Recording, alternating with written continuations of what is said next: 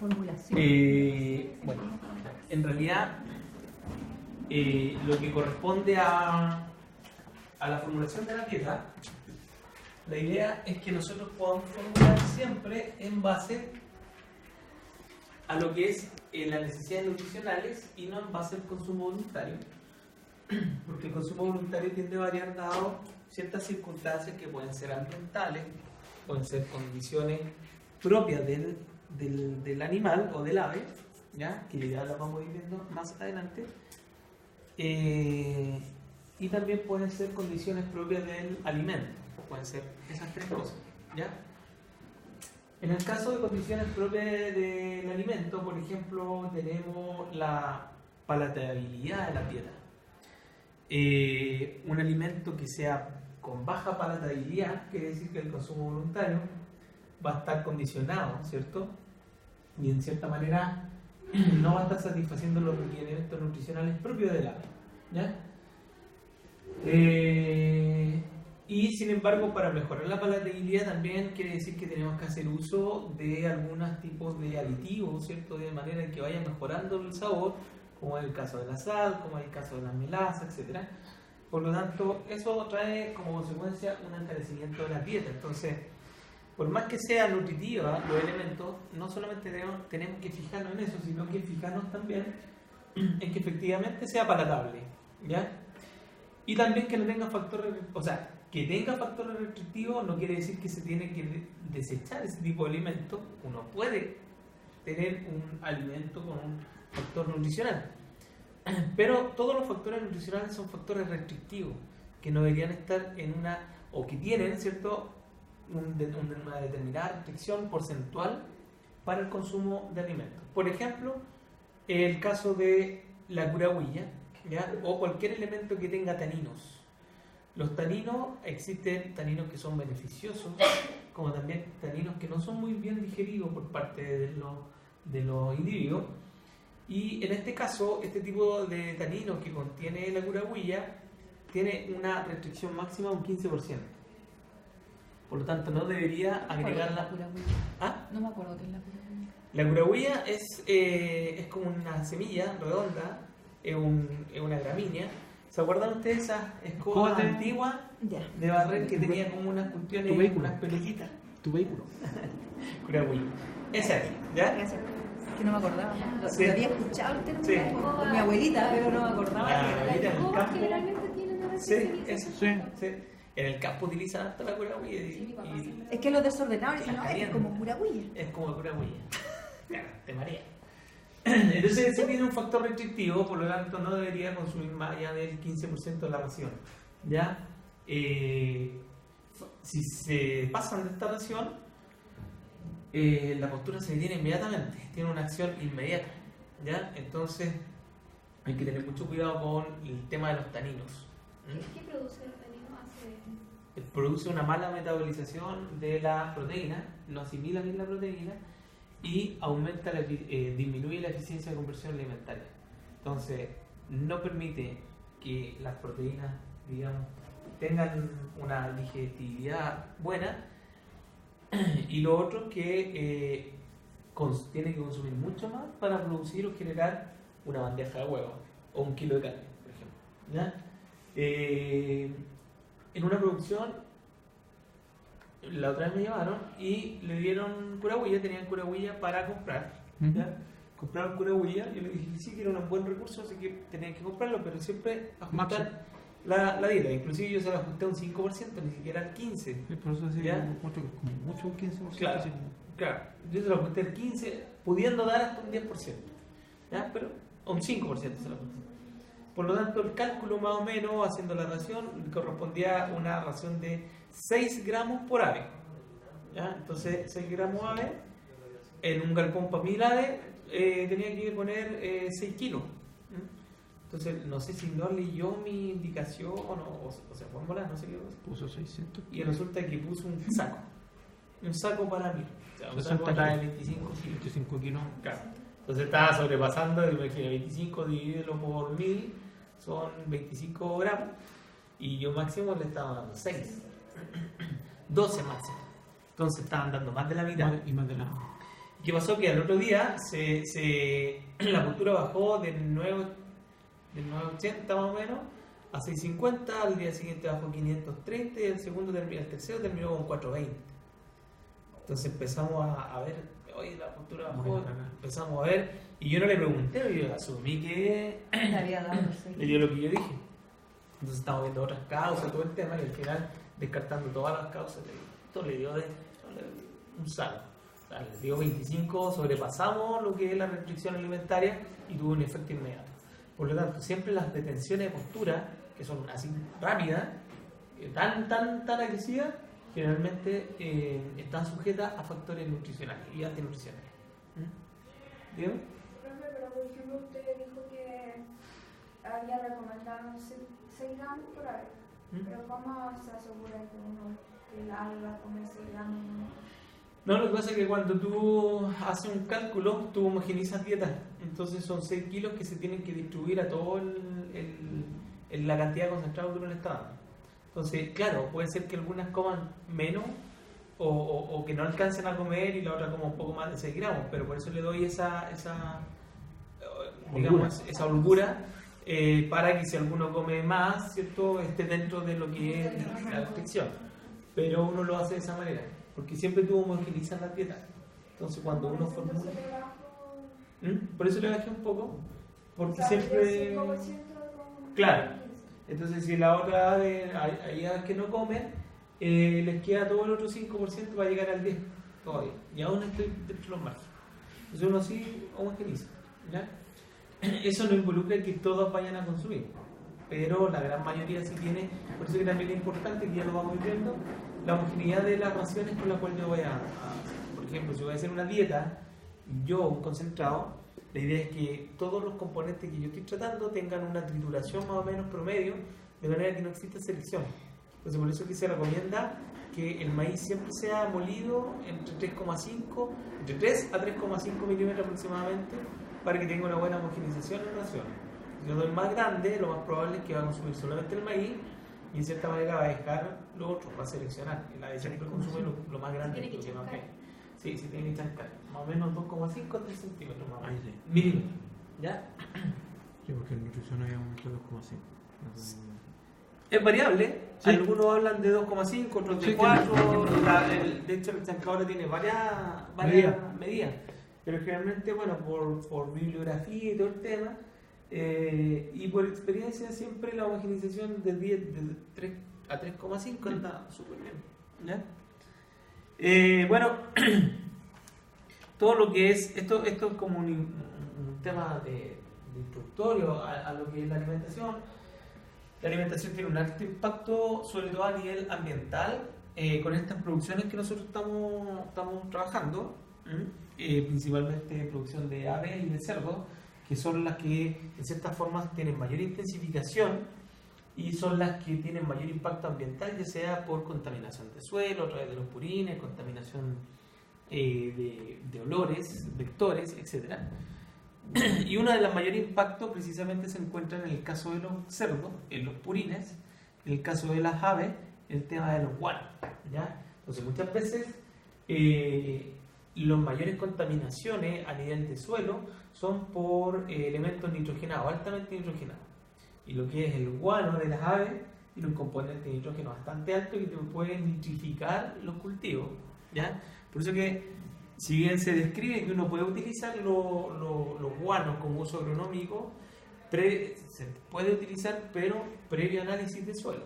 O sea, si yo tengo un suelo que está nitrificado y pongo guano, voy a sobre-nitrificar ese suelo, y por lo tanto de tener consecuencias negativas en lo que son las plantas amarillas y esas cosas. Entonces, y lo otro, la contaminación de amoníaco, a nivel interno, de aire, etc. Por lo tanto, una de las causas o de los motivos por los cuales también ha llevado esta preocupación de utilizar buenos elementos, sobre todo nitrogenados, viene desde el punto de vista medioambiental, para disminuir también la cantidad de amoníaco, disminuir la cantidad de nitrógeno, ¿ya? ¿Y cómo se disminuye? Con dietas que tengan una proteína, pero no tan bruta, sino que más bien una proteína en base a aminoácidos, ¿ya? Y esa es la tendencia, alimentar más bien con fuentes más bien aminoácidas, de manera de disminuir los metales pesados en lo que es el guano. ¿Qué metales pesados? Nitrógeno, los fosfatos, algunos metales, etc. Los factores de preocupación a escala europea con respecto a la alimentación animal surgen en consecuencia de, primero, la salud humana, es decir, que los elementos que se están utilizando no tengan, digamos, una repercusión extremadamente fuerte en lo que es la salud humana, y es por eso que se han desechado en estos momentos los promotores de crecimiento, que se utilizan antibióticos principalmente, ¿ya? El caso de la tirosina, los endoproxacinos, las tetraciclinas, ¿ya? Algunos coccidiostatos también se utilizaban bastante, y ha traído consecuencias de resistencia bacteriana, sobre todo con el estáfilo dorado, que vendría siendo como la bacteria asesina, que todos le llaman. Está haciendo alta resistencia a algunos fármacos en particular. La tirosina también está teniendo mucha resistencia. Entonces de ahí que viene la preocupación, ¿cierto?, de eliminar un poco lo que eran estos promotores de crecimiento, y en cierta forma se han ido sustituyendo por los probióticos y los prebióticos, que ya algo comenzamos anteriormente de eso. Los promotores se usan en cerdos. Lo usan en cerdo y en aves de carne, ¿ya? No tiene el mismo efecto que una hormona, ¿ya? Pero sí metaboliza y favorece, ¿cierto?, la formación de tejido. Entonces ahora también hay un plan de erradicación y de detección de tanto de metales como elementos farmacológicos. Por lo tanto, no se están utilizando, y se cambió el tema por los probióticos y prebióticos. ¿Se acuerdan lo que eran los probióticos y prebióticos? Los probióticos son todos los microorganismos que nosotros estamos inoculando, los lactobacilos, y los prebióticos son los elementos que nosotros damos para que se alimente y aumente.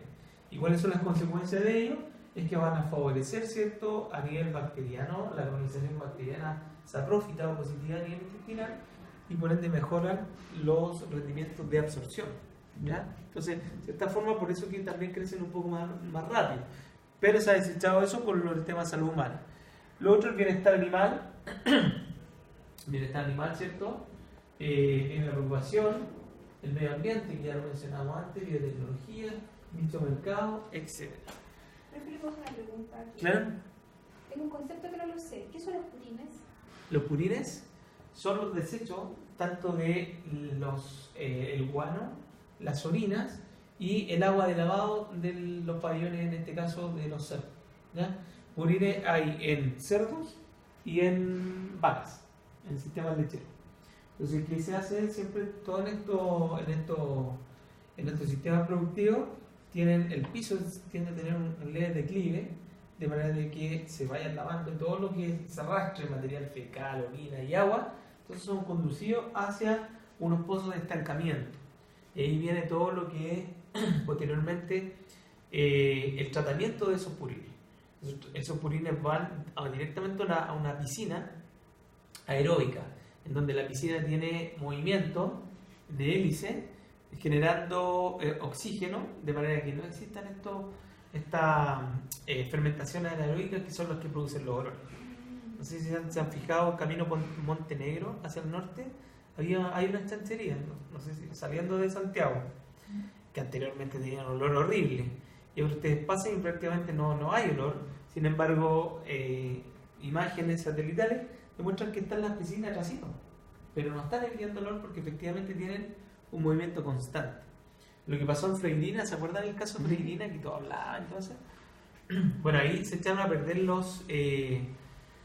las hélices, las que batían, digamos, los pozos purineros. Entonces, como dejaron de funcionar, de cierta forma lo que ocurrió es que comenzaron los procesos de fermentación anaeróbica, ya eran fuertes los olores. Entonces, se reunió un comité ambiental para determinar cuál iba a ser la medida de mitigación para eliminar todo eso. Y se recomendó botar todos los purines al campo abierto. Ya, en cierta forma tampoco iba a producir tanta contaminación porque iba a ser como abono en un suelo que está degradado allá para el desierto. Y sin embargo el gerente tomó la determinación de botarlos, pero taparlos. pensando que si los tapaba iba a disminuir el impacto sin ninguna asesoría técnica, o sea, ya le habían dado la asesoría adecuada, y él tapó. ¿Y qué produjo con eso? Produjo fermentación anaeróbica, y ahí fue cuando ya extremó los olores y se cerró finalmente lo que es la planta, ¿ya? Entonces, esa es una forma de tratamiento de guano, de purines. Otra está a través de los biofiltros, que se utilizan biofiltros. Otra está el uso de, ¿cómo se llama esta? La Eisenia foetida, la lombriz californiana, la lombriz roja, también se utiliza como sistema de disminución de impacto. Y lo otro, también se pueden utilizar biodigestores para la obtención de gas, gas metano, para usarlo en la cocina, qué sé yo, sistema de iluminación, etc. ¿Ya? El profe de Salud Pública nos decía que una de las grandes contaminantes de la ganaderos en la producción eran los purines. Sí, Y sí. no me pregunté qué. Los purines. Pero por eso, es una de las grandes contaminantes. Pero uno, ¿qué puede hacer? Uno puede hacer un manejo medioambiental del purín. En ese caso, por ejemplo, hay otras que separa líquido sólido y separa lo líquido del sólido del purín, y el sólido se utiliza como para alimentación animal y el líquido se utiliza para uso agronómico. Entonces, claro, la contaminación está cuando los dejamos ahí a la intemperie y no hacemos ningún trabajo. Ustedes se utilizan, qué sé yo, lombricultura, por ejemplo, o esta separación de líquido sólido, el impacto ambiental no es tan fuerte, ¿ya? Bueno, la tendencia era hacia generar mucha alimentación o uso de subproducto alimentario de origen proteico de origen animal. ¿Por qué? Porque la proteína de origen animal es mucho más barata que la proteína de origen vegetal, ¿ya? Entonces, de cierta manera, se utilizaba bastante esta alimentación. Sin embargo, son las que mayor impacto ambiental generan por las deposiciones altas en nitrógeno, ¿ya? Y lo otro, que también es una proteína que en cierta forma no es tan cara como la vegetal, pero sí trae algunas contraproducencias, como el caso de la harina de pescado, ¿ya? La harina de pescado genera alteraciones organolépticas en el huevo, y también afecta en la secreción de prostaglandina a nivel gástrica. Por lo tanto, al inhibirla, ¿cierto?, no funciona de protector gástrico y genera, por los altos contenidos de mollirosina que tiene, genera una destrucción del epitelio gástrico, produciendo úlceras, ¿ya?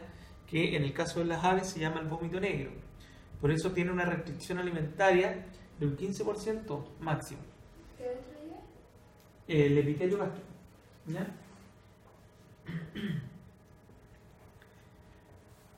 Es por eso, y bueno, y otro antecedente también que se dieron por el tema mismo de la encefalopatía espongiforme bovina, ¿se acuerdan? Que el mal de las vacas locas, que el origen de esa enfermedad es un prion, ¿ya? Es una denaturalización proteica que se dio principalmente porque consumían los mismos subproductos bovinos, ¿ya?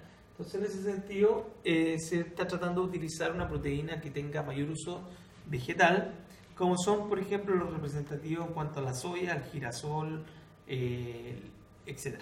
¿Ya? Aditivos, también se utilizan algunos aditivos. Como les decía hace un ratito, los aditivos que se estaban utilizando eran promotores de crecimiento, que estaban hechos en base a antibióticos principalmente, como la tiroxina, espiramicina, algunas tetraciclina, baciclacina, y algunos coccidiostatos como la nicarbazina, que todo eso se ha dejado de usar por lo mismo, y es donde se hace la presencia de ácido graso, que mejora las cadenas cortas, y los ácidos grasos de cierta forma también van a ir mejorando la absorción de las proteínas, aparte de que también genera un crecimiento de la albúmina y por lo tanto hace que el huevo sea mucho más grande. Y bueno, y aparecen todo lo que son los probióticos y los prebióticos, ¿ya? Pro y pre. Acuérdense que los probióticos eran microorganismos como lactobacillus que nosotros ingresamos, y los prebióticos son los... ¿Cuál era cuál? Yo le puse en cuenta, ya. El pro es el que tenemos nosotros, y el prebiótico es el que uno consume para mejorar la Claro. Sí. La chuntaste. ¿Es un mito el tema de la hormona en los aves? ¿cierto? Sí, sí. No pueden haber hormonas en aves porque de partida nosotros exportamos las aves y en cierta forma están sujetas a evaluación tanto de residuos de metales pesados, residuos de dioxina, residuos antibióticos, residuos hormonales. Entonces por lo tanto tenemos que estar libres de todo tipo de hormonas. En algún momento un profe también comentó que para que el crecimiento del ave, como era tan rápido, al suplementarlo con hormonas no alcanzaba. No alcanza a tener. Claro, efecto. sí. Ese también es lo otro que se deja. O sea, imagínate, el ave a los 45 días, 42 días ya está listo. O sea, estamos hablando de un mes y algo, y se va a matar.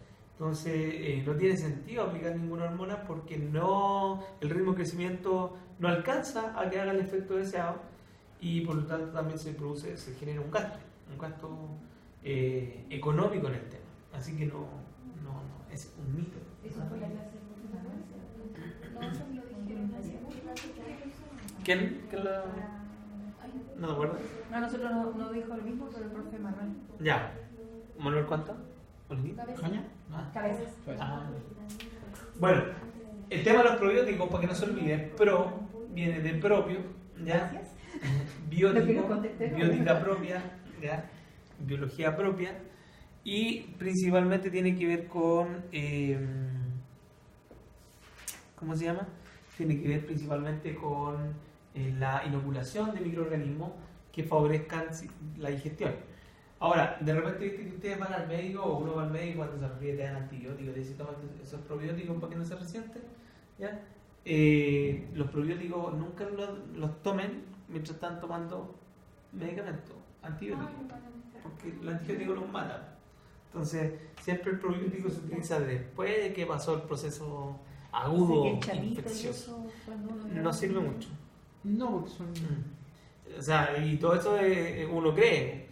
Pero... abajo la tesis. El otro día también me di cuenta que en un comercial que saqué un yogur que viene con, no sé si es prebiótico, pero dice dura hasta 6 horas fuera de refrigeración. Y dije, oye, estos ¿Tienen bicho? O sea, sí tienen bicho, pero claro, tienen vida, o sí, sea, fuera de refrigeración, o sea, a temperatura ambiente debe durar nada. Entonces. Claro, es como esa que dan antes los pajaritos. Eso que alguien comió pajarito. ¿Ustedes? ¿Yogur de pajarito? Ya, yo. Ya, ok. Es como ya. Ya que nadie dijo ya. Yo. No, No, yo tenía, de hecho. sí, pues. Hasta el año pasado todavía Sí, tenía. sí, Como pues, me ¿cachai? Bueno, son probióticos, ¿ya? 8 horas. Pero de repente, cuando uno se enferma o los hijos que se enferman lo llevan al médico y le dan sus chamitos por el antibiótico que le están dando, están matando a los chamitos ahí mismo. Entonces, el probiótico se da después. O sea, el probiótico mata al... El antibiótico No, mata al probiótico. Sí, porque tú estás consumiendo bacterias. Entonces, no tiene sentido, ¿ya? Entonces, después que pasa el proceso, después que metabolizó el antibiótico, ahí pueden tomar, qué sé yo, el chamito. Aunque el otro día estaba conversando con un amigo que se dedica a nutrición, pero nutrición humana, el veterinario, sí.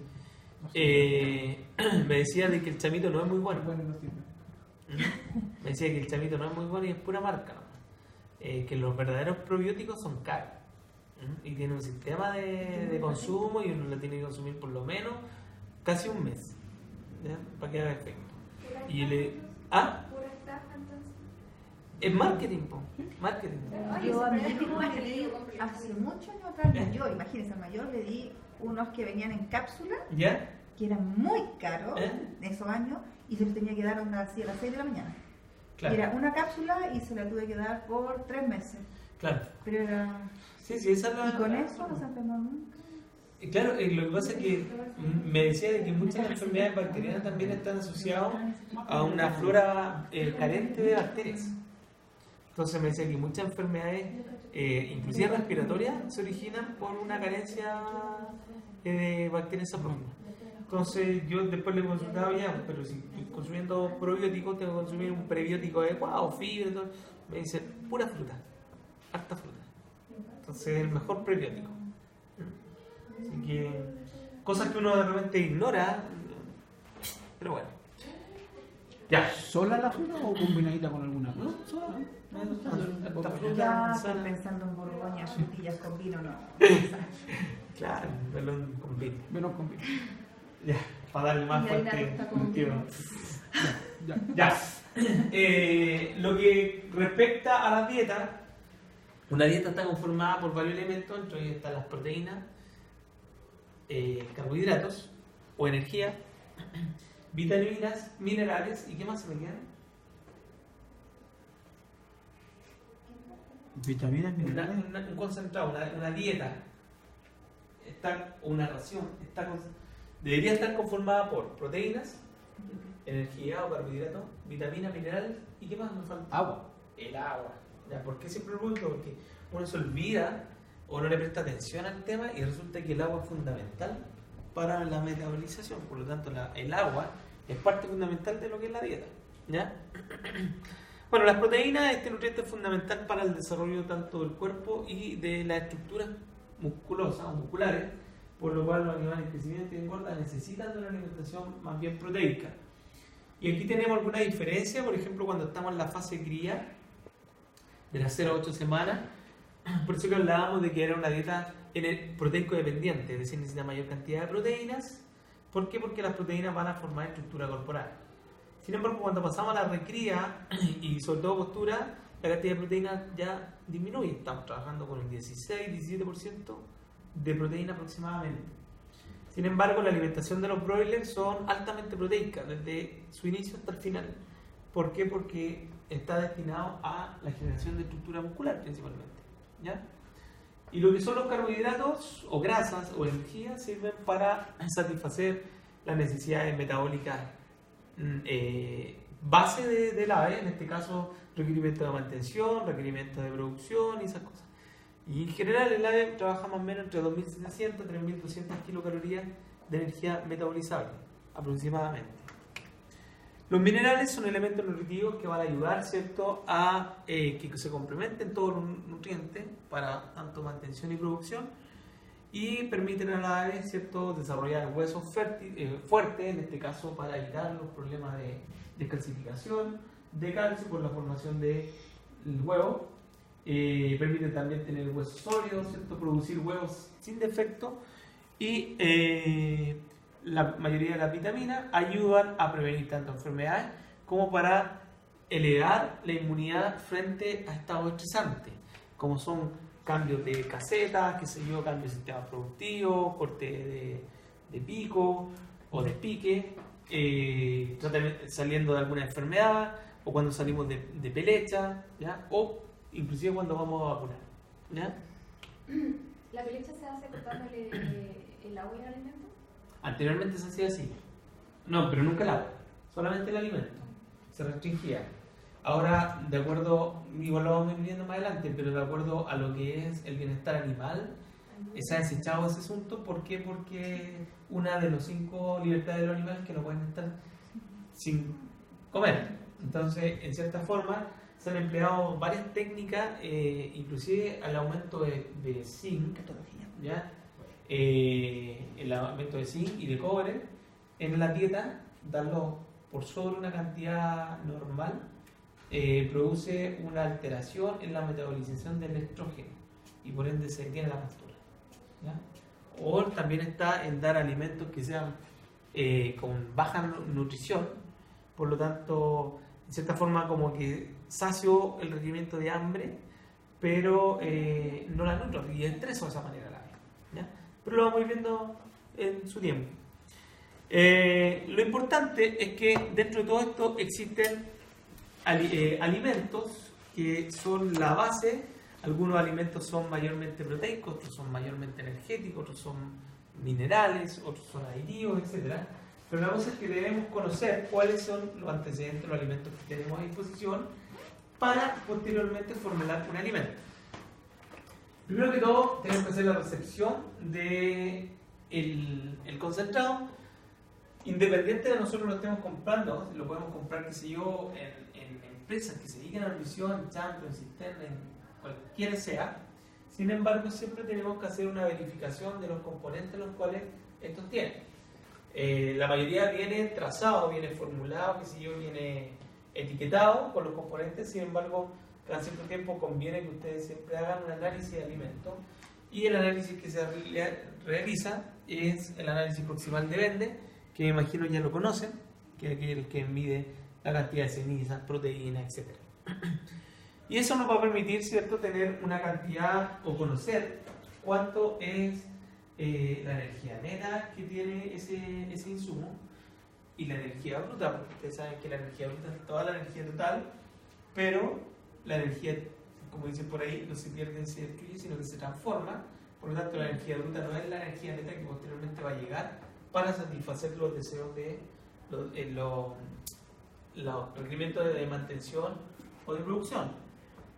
Entonces, tenemos que tener en consideración que la energía en este paso va a ir perdiéndose, ya sea en los desechos, la orina se pierde energía, la respiración también pierde energía, ¿ya? Etc.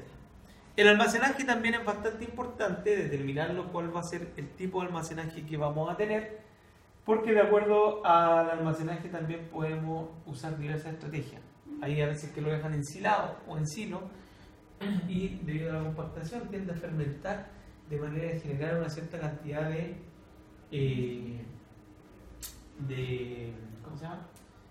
hongos que podrían atacar, ¿ya? Y los hongos generalmente podrían generar alteraciones organolépticas en el huevo con manchas de sangre, y por lo tanto, si vamos a tener el concentrado almacenado en ensilaje, en un tipo de silo, lo ideal es que a la dieta se le agreguen secuestrantes de toxinas, que son las arcillas, ¿ya?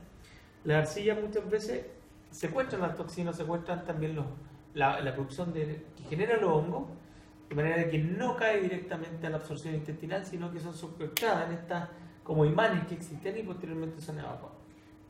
Ay, me acabo de... Las gallinas que comen piedra, ¿se les dan eso para...? No.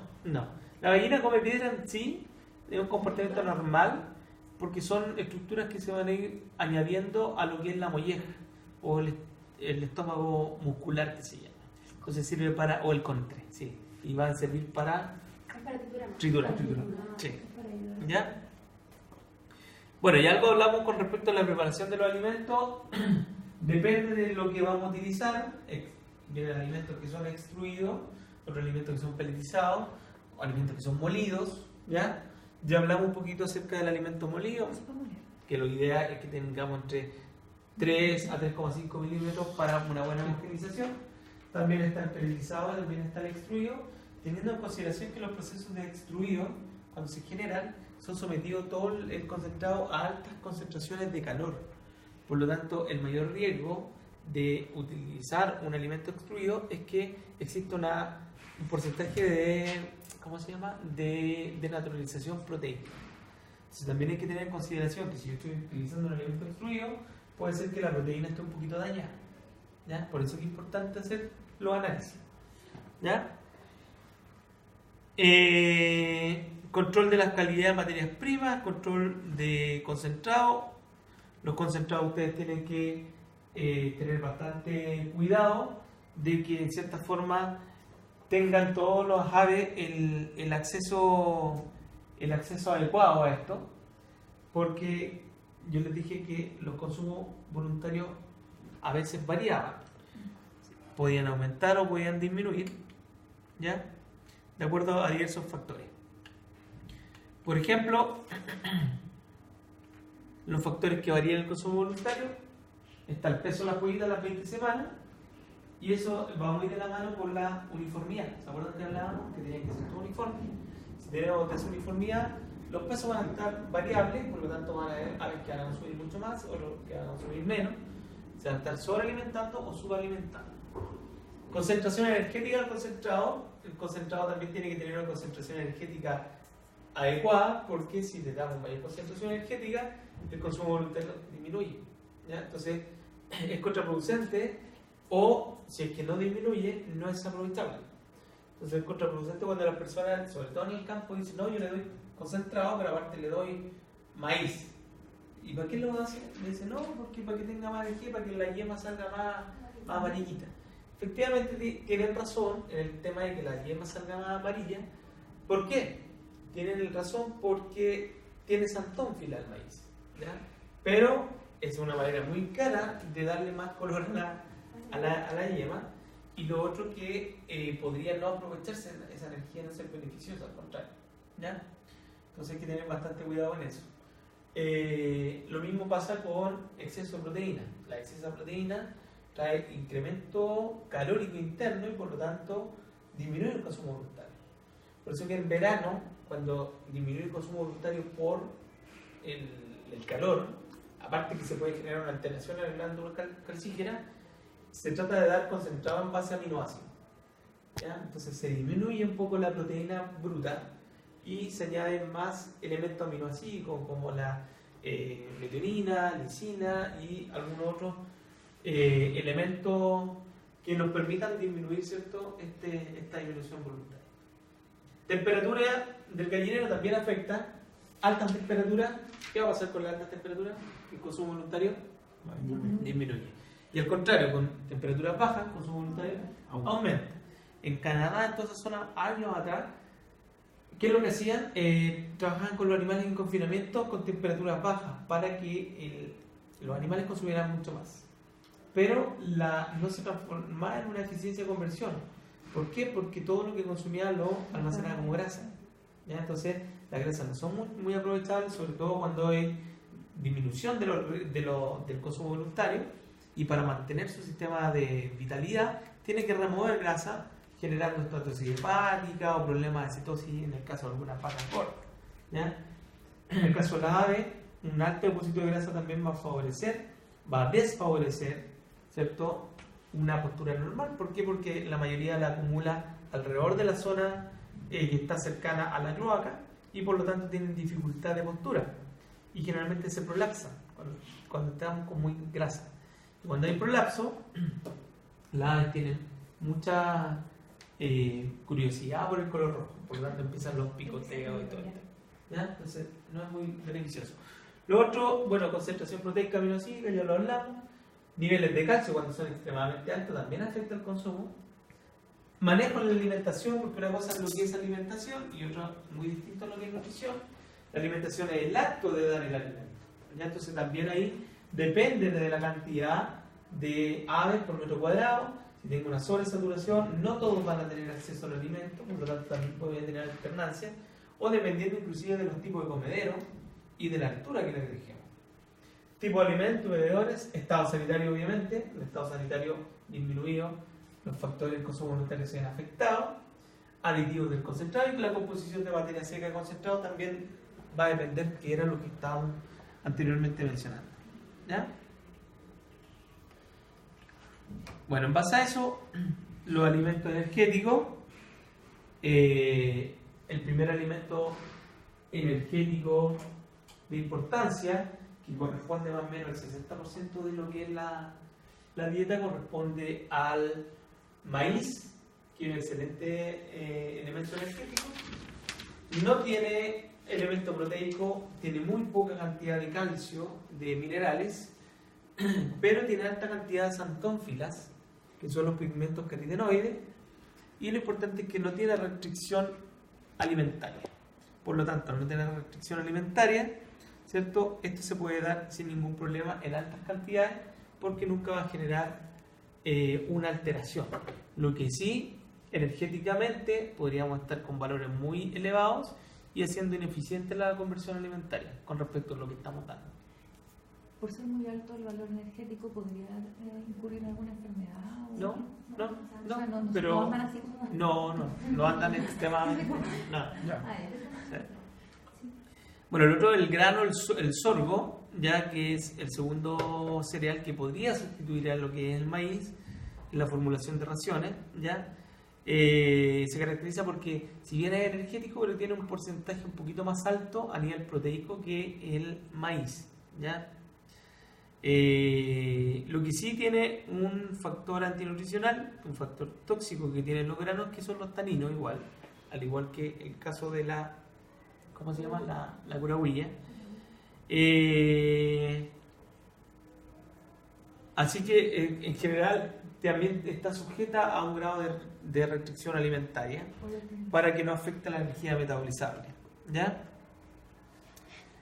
La cebada también es muy similar a la energía que nos entrega el maíz, por lo que también se podría reemplazar esta ración. Sin embargo, la cantidad de xantónfila va a estar disminuida y obviamente vamos a tener una coloración inferior a lo que es la yema y también la piel del ave. Otro punto importante es la avena, ya que la avena en general también tiene una restricción de un 15%, pero esta restricción está dada principalmente a la cantidad de fibra que tiene este elemento, ¿ya? Nosotros dentro de una dieta no deberíamos dar más allá de un 10% de fibra. ¿Por qué? Porque de lo contrario, el aumento de fibra va a producir un aumento en la motilidad intestinal y por lo tanto vamos a tener un paso más rápido de los elementos nutritivos, disminuyendo lo que es la absorción, ¿ya? La absorción de nutrientes. Por lo tanto, tiene un factor restrictivo un 15%, pero se debe principalmente a lo que es el problema de la fibra. Y lo otro que obviamente va a dificultar el mezclado, y la idea es que nosotros utilicemos insumos que en cierta manera puedan tener toda una mezcla homogénea para evitar, ¿cierto?, la selección de las aves. Otro elemento es el trigo, ¿ya?, que es de excelente calidad, tiene contenido muy similar al maíz en cuanto a lo energético, pero tiene un contenido de vitaminas y minerales un poquito más alto. Tampoco tiene factor restrictivo, pero lo que sí se tiene que moler bastante, un molido fino para evitar la provocación de lesiones a nivel de la cavidad oral, ¿ya? Bueno, ahí está la curahuilla. ¿Ya? La curahuilla es un grano que es amargo, entonces hay que tener en consideración de que podría disminuir el consumo voluntario por efecto de palatabilidad, ¿ya?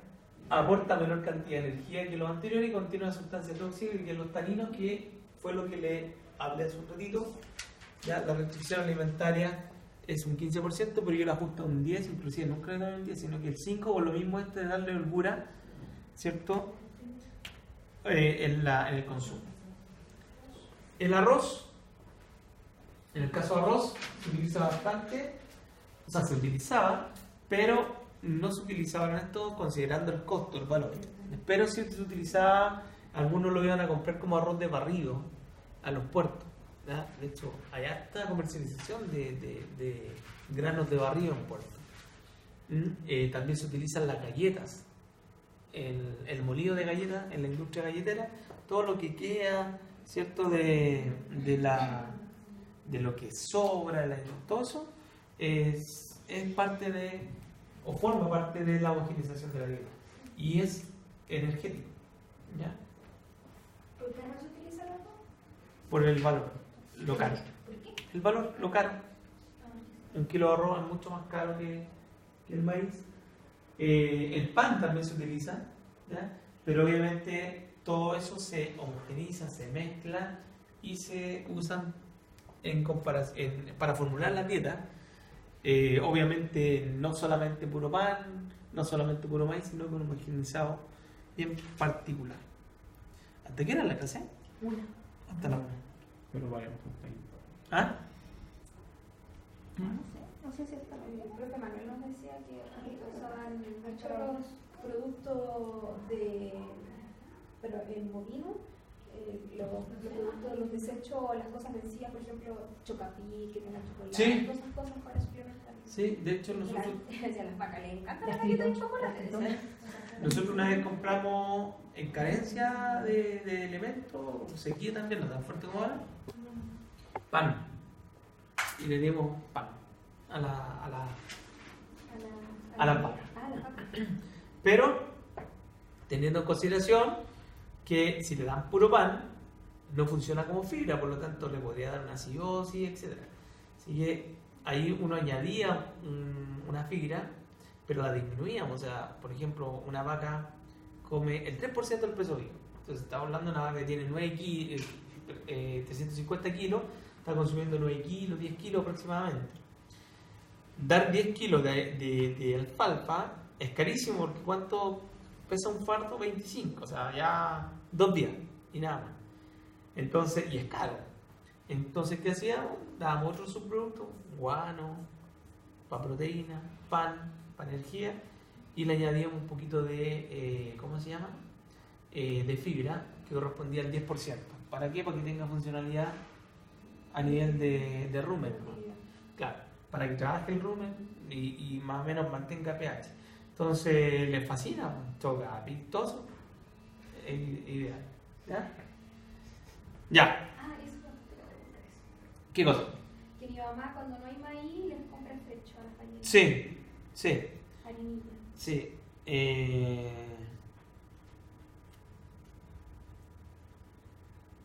Dame un segundo.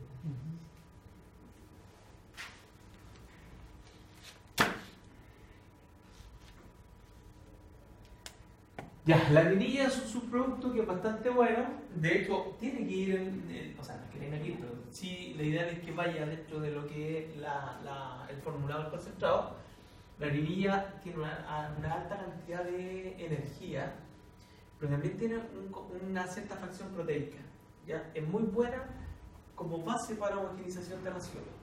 Esto es bueno que lo puedan dar, pero en cierta forma también tiene que tener, o sea, una cierta restricción. No puedo dar solamente harinilla porque también necesitan otros elementos, pero en el caso de la ave es bastante buena para ella.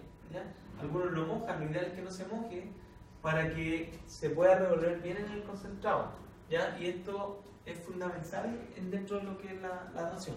No tiene restricción alimentaria, no es cara, así que se puede incorporar sin ningún problema. ¿Ya? ¿Cuál es la que llaman ponedora? La ponedora son concentrados. Por ejemplo, nosotros trabajamos con Champion muchas veces y tiene una que es starter de crecimiento, que es alimento que se da de las 0 a las 8 semanas aproximadamente. Después tiene otra que es pollita de recría, que disminuye un poco el porcentaje proteico, empieza a aumentar la energía y aumenta también un poquito los minerales. Y ya la ponedora inicial es aquella que tiene una producción más o menos, una conformación de un 17% proteína, la energía adecuada, que estamos trabajando en 2900, 3200, pero tiene alta cantidad de minerales. ¿Ya? Entonces son etapas, son alimentos que se van dando por etapas. Ah, ya sé, porque cuando estaba mejor le compraba ponedora. Son como preparados al final que vienen. Son concentrados, sí, vienen listos. Sí. O sea, la idea es que, por ejemplo, si tú empiezas tu producción de aves, le estás dando ponedora, siempre le des ponedora inicial. ¿Ya? Lo que nunca tienen que hacer ustedes es restringir la alimentación o hacer cambio de alimentación en plena producción. Entonces, si empezaron, y la ponedora inicial se da desde la semana 70, desde la semana que inicia o prepostura, estamos hablando de semana 14 y 15, de ahí hasta la semana 70. Después viene la pelecha y de la semana 74 en adelante comenzamos con ponedoras finales, que tienen mayor cantidad de calcio, pero son concentrados que vienen formulados en base a las necesidades metabólicas del ave. ¿Ya? Pero por ejemplo, el hecho de que tus aves dejen de poner de repente, no quiere decir que ya no le vamos a dar ponedora, porque si empezamos a entrar en ese juego, van a tener variabilidad. Sí. Siempre las bajas posturas se deben a factores externos, ya sea luminosidad, estrés lumínico, calórico, etc. Pero cuando son tan agresivos, principalmente elementos nutricionales.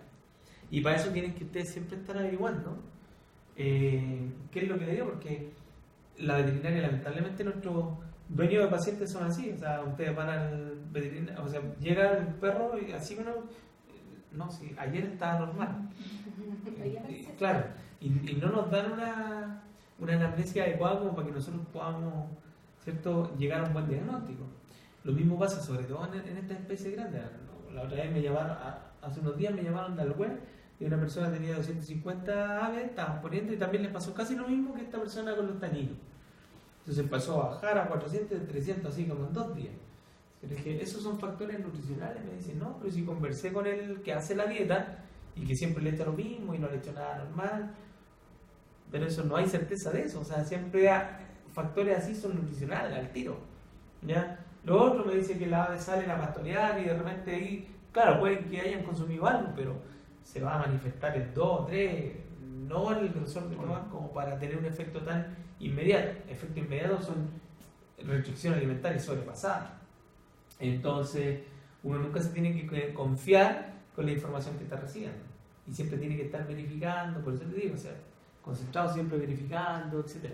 En una producción de gallinas no deberíamos tener ningún periodo baja de postura. Si tenemos una buena alimentación, temperatura, todos los factores. Claro, si están todos los factores normales, la baja de postura se debería dar cercano a la pelecha. Es decir, estamos hablando con aves que tienen sobre un año y medio más o menos, y se tienen que conjugar varios factores, que se les empieza a caer la pluma, que tanto la cantidad de huevos disminuye como la calidad. Que la leche va asociada también con un desgaste ovárico, y por lo tanto lo primero que va a haber es que los huevos ya no salen con buena calidad, salen medio deformes, un poco sin cáscara, salen más blandos.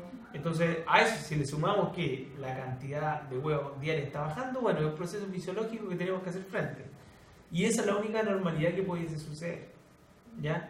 Pero lo otro, que se detenga la postura, claro, uno puede tener una variable, puede ser que a lo mejor, no sé, un mes produjimos el 90% y ahora estamos en 84, 85, y pueden ser factores ambientales que uno los puede ir manejando. Pero cuando ya es demasiado la caída de postura, es patológico, ya sea algún tipo de alteración fisiológica o bien factores de manejo nutricional, ¿ya? Entonces uno tiene que estar súper atento en el tema. Si usted el día de mañana trabaja en producción, qué sé yo, súper atento con los fines de semana largos. O ahora mismo, el lunes van a amanecer, no sé si, pero puede ser que se vean efectos no deseados en muchas producciones. Entonces uno, ¿qué tiene que hacer? Ir a pegarse su vuelta y el costo. Yo, de hecho, el 18 voy a dar una vuelta ya, porque quedan en manos de gente que claro, uno le dice que alimente, pero generalmente altas mortalidades se ocurren después de feriados largos, ¿ya? Y en eso hay que tener cuidado. De hecho, me llamaron una vez de la avícola que se habían muerto 26 aves. Y le dije, pero así me parecían muertes. Y el cuidador dijo, no, que estaban bien en la mañana. Mándenme fotos, toda la cosa. Me mandaron fotos y estaba el comedero y estaban todas muertas alrededor. O sea, ya el primer índice, el tema, algo comieron. Los dueños habían salido 2 días, inanición. No, más que alguien comieron, no comieron. Y le dije, ¿sabes? Yo creo que esta cuestión es falta de inanición. Me dijo, no, si aquí ellos son responsables, ¿verdad? El alimento, todo el tema. No quise discutir. Le dije, ya, mire, mañana déjeme la parte y yo mañana le voy a hacer la necropsia. Le pegué el pique a hacer la necropsia, abro y efectivamente vacío. Nada de, entonces. Y después le fueron a averiguar y que otros le dijeron que no, que puede haber sido corriente de bien, de aire y todo el tema. Y yo le digo, bueno, ve, si se dan cuenta, fin de semana largo, día martes llegaron al trabajo y no se alimentaron simplemente la ave. Y no es que no se hayan alimentado ayer, no se alimentaron hace 2 o 3 días. ¿Por qué? Porque el ave no consume todo lo que tiene. Acuérdense, tiene 2 estómagos, el estómago, el contres, el almacenaje, y después tiene el estómago glandular, y que no existe alimento en ninguno de los dos porque ya 2 o 3 días que estuvieron sin alimento. Entonces esa fue la causa. Entonces hay que tener mucho cuidado con lo que uno recopila porque nunca nos dice la verdad. Así que hay que tener mucho cuidado con la gente que hace los alimentos, que vende. Por eso que es importante la trazabilidad y trabajar con elementos buenos. Y uno que está a cargo de una producción también tiene que saber dónde está comprando. Por ejemplo, lo que yo, nosotros por los niveles de aves que todavía tenemos acá, no estamos formulando los alimentos. Hay gente que sí los formula, pero estamos comprando concentrado. Yo fui a donde estamos comprando, una cuestión espectacular, así genial, camiones llenos adentro, una planta pero fenomenal, pero resulta que andaban cualquier paloma. ¿Por qué? Porque no tenían cuidado, se les caía, dejaban ahí. Entonces, ¿cuál es el antecedente? Claro, uno no va a ir a, oye, ¿cómo tenía esto así todo el tema? Pero sí es de resguardo. ¿Por qué? Porque transmiten citacosis, transmiten salmonelosis, una serie de enfermedades que también me hace decir, chutas, no sé en qué condiciones están produciendo este alimento, o sea, dónde está tu control de plaga y todo el tema. Entonces uno tiene que siempre estar atento, ¿ya? E inclusive puede ser motivo también de queja, puede ser que se visualizan muchas, hay que hacer un control de plaga efectivo, qué sé yo, por último, controles biológicos, sonidos de rapaces como los tienen en los malls, Entonces, medidas de mitigación para evitar. Entonces, uno tiene que estar siempre encima de estas cosas. ¿Ya? Eso es a medida de consejo, porque efectivamente son cosas que ocurren. ¿Ya? Y nosotros nos vamos a ver enfrentados en varios casos, no solamente en producción, sino que en medicina con respecto a esto. Y el tema de las rutas migratorias también tiene mucho que ver con dónde Sí. poner los planteles. Mira, debería ser un motivo de análisis, que no es malo determinar, pero casi nunca se hace. ¿Ya? Y de hecho los brotes que han existido por influenza son justamente rutas migratorias. O sea, en la playa caen muchas aves muertas y que son positivas de influenza. Lo que pasa es que tienen baja patogenicidad, ¿no? Pero ahora hace poquito ocurrió un caso, no sé si están al tanto, en Nogales, un brote de influenza de letalidad media, y se mataron 68.000 aves para evitar que se transmitiera la enfermedad. Entonces tiene harto que ver eso. Pero no teníamos mucho que hacer. No fue, No fui yo, un compañero. Dijo ¿Qué José cosa? García, no fui yo. ¿De qué? José García en la. ¿De que lo notificó? Que hizo el rifle. ¿Y pero él fue o no? No fue. No, El compañero. un compañero, No había sido. porque él no estaba en estaba- Uruguay. Andaba afuera. Ah, ya, no fue el que abusó. No. Está bien. No, Ya, no, chiquillos. Ya. Lo vamos a dejar hasta acá. Que tengan unas felices fiestas patrias. Si van a tomar, Tome con precaución. tome con precaución. No maneje. Pásenlo bien. Coman harto. Pucha que está fome, bro. Chapa. No. Hoy sí, ¿cierto? Como... No.